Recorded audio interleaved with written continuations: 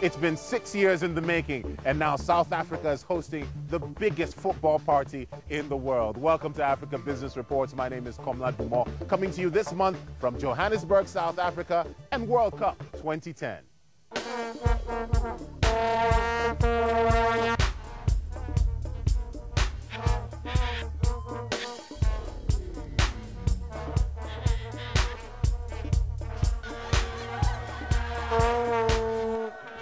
Billions of dollars have been spent on new stadia, new roads, new airports. The World Cup is not just a sporting event, it's a major economic event as well. But after the trophy's been lifted and all the fans have gone home, what's next for South Africa? Also in this program, war and peace, the boom in South Africa's defense industry. Fraying around the edges, is Zambia's textile industry unraveling? Taking the vow, why Nigeria's wedding industry is a big money proposal. Now, without a doubt, the World Cup is one of the biggest events in South Africa's and indeed Africa's history. There are some who even question why a country like South Africa, with its social and economic problems, should host an event of this magnitude. But the die has been cast. But for many South Africans, what happens after the World Cup is just as important as what happens during the World Cup. Navdeep Dhariwal reports from Cape Town on the high expectations in South Africa. Welcome to one of the most expensive square metres of real estate on African soil. This penthouse apartment recently sold for $12 million. The lure of South Africa as a holiday and business destination has been boosted by the 2010 World Cup and put the host nation in buoyant mood. Well, we see it as a springboard, really, to take us into a new era. So many new properties, ourselves included, have opened in the last years. We're lucky to be hosting it in our winter, and people will see how beautiful South Africa is. The real legacy of the World Cup will, of course, take many years to measure. And in the short term, there's no doubt that South Africa will benefit from being under the international spotlight. But the question being asked here is it really worth the billions of dollars of taxpayers' money to build stadiums and infrastructure to host the World Cup? There's so much hype on it, and they're thinking they're going to get a big return on that money. And I'm thinking that most countries that have held the FIFA World Cup has run it at a deficit, if not a small profit margins. We're going to benefit in a way that not necessarily financially, but building the future and living the legacy of the young generation that is coming. I think this World Cup is going to make rich people much more richer than us poor people. We don't see anything that is going to benefit us. The tournament has come at a staggering cost. It's estimated the government has spent billions of dollars on pre-tournament construction, improving road and rail networks, airports and the state-of-the-art stadiums. But economists warn that a World Cup pot of gold isn't waiting beyond the rainbow. It's not dramatic. That doesn't double our growth rate. It doesn't turn us from a country with an enormous unemployment and underdevelopment problem into an economy that is an Asian tiger within a matter of 5 years.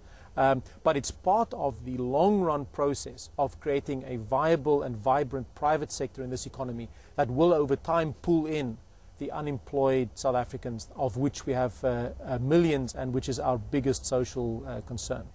In South Africa's townships, residents struggle with acute levels of poverty, soaring unemployment and poor education levels. Critics say the government has made a poor political calculation, overlooking them to invest in global brand South Africa. FIFA benefits most from the tournament. The hosting country, even though they put up all the capital, they do all the organising, they get a very small share of the actual profits of the tournament. So it's not as if the South African local organising committee is investing all this capital and then the return of the tournament will vest to the local economy. With the world's eyes firmly fixed on South Africa, organisers remain upbeat, hoping a successful tournament will reshape the country's image and inject a sense of national pride. Navdeep Dhariwal, Africa Business Report, Cape Town. South Africa's been preparing for the World Cup for the past 6 years. I spoke to the man responsible not just for South Africa's bid, but for the organization of the tournament as well. Here's Danny Jordan. From 2008, we had a global economic crisis, obviously had an impact on our economy. But during the period of construction from in that period of 2008 to today, we have created 412,000 jobs. So it means that if we did not have the infrastructure rollout program, situation may have been worse. But in the long term, it's about growing the economy, about creating jobs.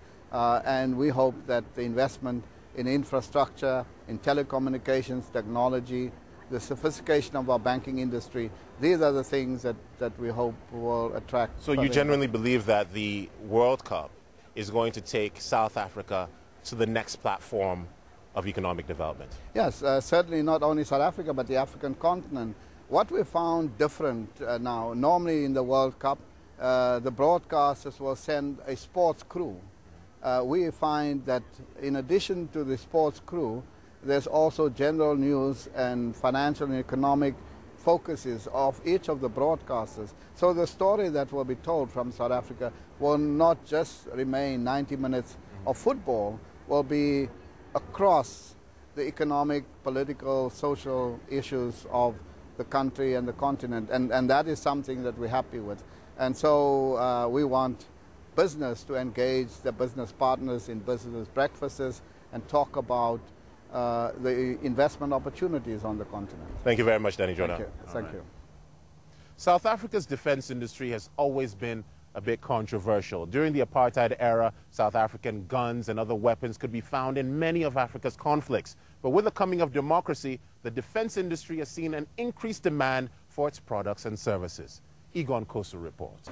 It's a tough climb, but South Africa's defense industry is working hard to reinvent itself. It's thought the country spends around $4 billion a year on defense, or just over 1% of its total economic output. That figure is under pressure from competing priorities like education and boosting the infrastructure. South Africa's defence and aerospace industry is worth billions, but the central irony is that it was born and brought to fruition during the apartheid regime. And in fact, this vehicle testing range, where these vehicles are being put through their paces, was established during the 1970s and 80s, at a time when the majority of people in this country couldn't even vote. And yet today, the industry is one of the biggest foreign revenue earners for the entire economy. For many defence firms, like this one based close to Pretoria, there's a real drive to push into overseas markets. The Paramount Group makes, amongst other things, mine-resistant armoured personnel carriers, and it's got its eye firmly on foreign customers. I'm inside a Matador armoured personnel carrier that's being put through its paces. Now, it specialises in going through particularly rugged terrain, as you can probably tell. Now, it goes into service later on this year. It's being sold to Azerbaijan. Pressure on defence spending at home has seen many firms slim down and specialise, so those making ammunition, small arms and armoured vehicles are doing well, whilst others, depending mainly on the home market, are feeling the pinch. It's designed for desert conditions as well. But surely the last thing Africa needs is more military hardware. This is an African competence. The technology that exists in South Africa, the defence and aerospace sector, is an asset of the continent. And my vision has always been to see how we can use that as a mechanism to contribute to the development of other countries in Africa. And that's exactly what our group is doing every single day. Paramount stresses it doesn't sell weapons, only defensive equipment, and that it's forbidden by law from selling to oppressive regimes or any country at war. Another big player is Aerosud, again based close to Pretoria. It makes parts for aircraft. Now this is known as a rear spar, and is destined to become part of the wingtip of the A400M military transport plane being constructed on the other side of the world in Toulouse in France. Aerosud believes that despite the industry's controversial image, it's providing key skills for South Africa's workforce. That's also the view of Mputu Mpelele, who works for the company. I'm on the inspection line now. I'm busy training for the CMM, where we measure the parts after they machine it.